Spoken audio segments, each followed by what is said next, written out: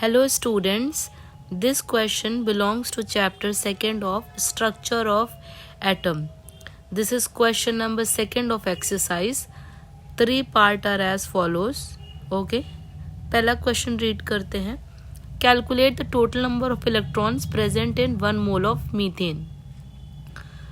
तो इस क्वेश्चन को सॉल्व करने के लिए बोल रहा है कि total number of electrons present है 1 मोल मीथेन में. ठीक है. अच्छा, 1 मोल मीथेन की अगर बात कर रहा है, total number of electron methane में कितने होते हैं? मीथेन का फॉर्मूला होता है, पहले ओरली समझ लो पहला पार्ट. मीथेन का फॉर्मूला होता है CH4. ठीक है. अब कार्बन के पास 6 इलेक्ट्रॉन, हाइड्रोजन के पास 4 इलेक्ट्रॉन, 6 4 10 इलेक्ट्रॉन हो गए, 10 इलेक्ट्रॉन टोटल्स. 1 मोल ने पूछा गया है. मैंने आपको बताया है कि जब भी 1 मोल की बात करते हैं तो 1 मोल मतलब एवोगैड्रो नंबर के बराबर होता है. और एवोगैड्रो नंबर मीन्स Na की कितनी वैल्यू होती है? 6.022 10 to the power 23. ठीक है. तो total number of electron find out करना है, तो जितने भी इलेक्ट्रॉन है 10 into 6.022 10 to the power 23 multiply करोगे तो आंसर कितना आ जाएगा? 6.022 10 to the power 10 का मल्टीप्लाई करोगे 10 to the power 24 आ जाएगा. ठीक है. आ जाओ आंसर देख लेते हैं इसका. एक सेकेंड, नीचे आते हैं. एंटर. यस, आंसर पेस्ट करती हूँ. आ जाओ. देखो पहला आंसर देखते हैं हम. 1 mole of methane CH4 has molecule 6.022 10 to the power 23. Number of electron present in 1 molecule of CH4. C में 6 होते हैं, हाइड्रोजन 4 हैं, 4 10. Number of electron present 6.022 10 to the power 23 molecules of CH4 is equals to Na into 10 का multiply कर दिया, answer आ गया 6.022 10 to the power 24 electrons. है easy and simple सवाल. आओ सेकेंड पार्ट देखते हैं. फाइंड ए पार्ट देखो, the total number and B question में आना the total mass of the neutrons in 7 mg of 14 carbon. Assume करना है कि न्यूट्रॉन का जो मास है 1.675 10 to the power minus 27 kg. Neutron का मास ये होता है. वैल्यू वैसे हमें ये याद होनी चाहिए, याद नहीं है तो क्वेश्चन में गिवन होती है. आ जाओ, पूछ रहा है. ठीक है, सेकंड पार्ट आ जाओ. स्टेप सेकंड पार्ट का calculation of total number of carbon atoms. अब तुमको पता है कार्बन 14 होता है. कार्बन 14 दे ही रखा है तो 14 ग्राम उसी की ही बात होगी. अगर कार्बन 12 होता तो कार्बन 12 रखते, कार्बन 13 होता तो कार्बन 13, कार्बन 14 है तो कार्बन 14 रखेंगे. 12 13 14 तीनों ही आइसोटोप्स हैं कार्बन के.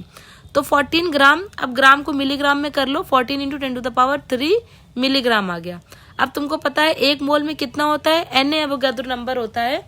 तो 6.022 10 to the power 23 Avogadro number इतने mg ऑफ कार्बन में प्रेजेंट होंगे.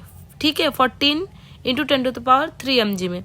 अब पूछ रहा है क्वेश्चन, देखो यहाँ पे क्वेश्चन में बी पार्ट दे रहा है कि 7 mg में कितना होगा. Total mass of neutron in 7 mg of 14 carbon. Total mass of neutron find out करना है. अब तुमको पता है जब टोटल मास की बात होती है तो Na का मल्टीप्लाई कर दो 7 से और 14 से डिवाइड कर दोगे. ठीक है. तो 3.011 10 to the power 20 एटम्स आ जाएगा. सिंपल यूनिटरी मेथड है. ठीक, ये हो गया तुम्हारा सेकेंड पार्ट. अब आ जाओ थर्ड पार्ट कैलकुलेट करना है सिमिलरली ऐसे ही. ठीक है. सेकेंड पार्ट हमने कर लिया. अच्छा, इसी का स्टेप सेकेंड देखना है. ये तो टोटल नंबर निकाला. ठीक है. अब निकालेंगे टोटल मास ऑफ न्यूट्रॉन. मास कैसे निकालेंगे? तुमको पता है अगर 14 कार्बन है तो इसमें कितने इलेक्ट्रॉन होते हैं? कार्बन में 6 इलेक्ट्रॉन होते हैं. तो 14 तो मास है, 6 माइनस कर दोगे 8 तुम्हारे क्या आ जाएगा? मतलब इतने न्यूट्रॉन प्रेजेंट है तुम्हारे. ठीक है. तो टोटल नंबर ऑफ न्यूट्रॉन कितना आ गया? 8. अब तुम्हारा इसमें देखो वैल्यू हमने निकाली थी, जो वैल्यू निकाली थी 3.011 into 10 to the power 20 atoms present थे. इन्हीं एटम्स को तुम इसमें मल्टीप्लाई कर दोगे नंबर ऑफ न्यूट्रॉन्स में तो 2.408 10 to the power 21 न्यूट्रॉन तुम्हारे निकल आएंगे. ठीक है. अच्छा, मास ऑफ 1 न्यूट्रॉन कितना है? वैल्यू गिवन है और वैसे ये याद होना चाहिए 1.675 10 to the power minus 27 kg. तो अब मास ऑफ इतने न्यूट्रॉन जो हमने निकाले हुए हैं उनमें कितना होगा, तो उस दोनों को हम मल्टीप्लाई कर देंगे तो 4.033 × 10⁻⁶ kg आ जाएगा। तो मास निकल आया टोटल। क्वेश्चन देख लो, पूछा है total mass of neutrons, total mass पूछा गया है, तो सब मल्टीप्लाई हो जाएंगी दोनों वैल्यूज। ठीक है, अब ऐसे ही आ जाओ।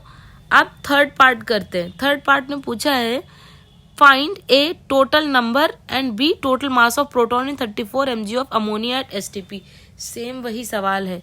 अब देखो अमोनिया का मास कितना होता है, देखो नाइट्रोजन का 7 2 14 और ये हाइड्रोजन 3, तो 14 3 17 इसका मास हो गया है ना।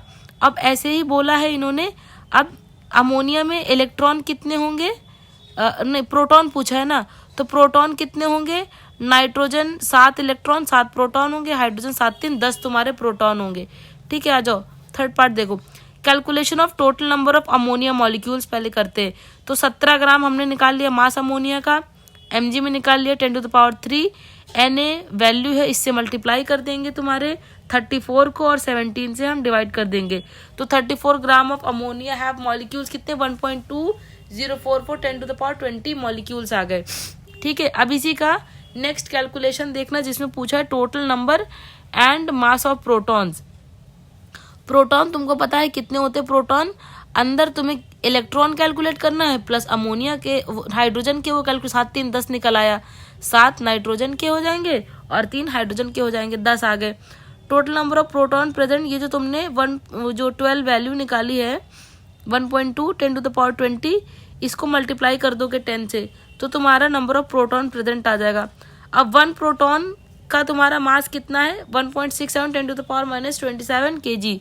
यही न्यूट्रॉन का था, यही प्रोटॉन का है, दोनों का मास सेम क्यों है, क्योंकि तुमको पता है कि न्यूक्लियस पे ही मास सेंटर्ड होता है, इसलिए दोनों का मास बराबर ही होता है। ठीक, अब जो भी वैल्यू तुमने निकाली थी 1.2 और 1.67 दोनों को मल्टीप्लाई कर दो 2.01 10⁻⁵ kg आ गया। अब बोल रहा है लास्ट में एक लाइन दे रखी है क्वेश्चन की कि will the answer change if the temperature and pressure are changed. तो क्या ही होगा, कोई चेंज नहीं होगा। No, the answer will not change upon changing the temperature and pressure because only the number of protons and mass of proton are involved. Mass proton के और number of proton से टेम्परेचर प्रेशर का क्या मतलब, उड़ थोड़े ना जाएंगे। ठीक है, तो कोई चेंज नहीं होगा। होप आपको क्वेश्चन समझ में आया होगा। All the best.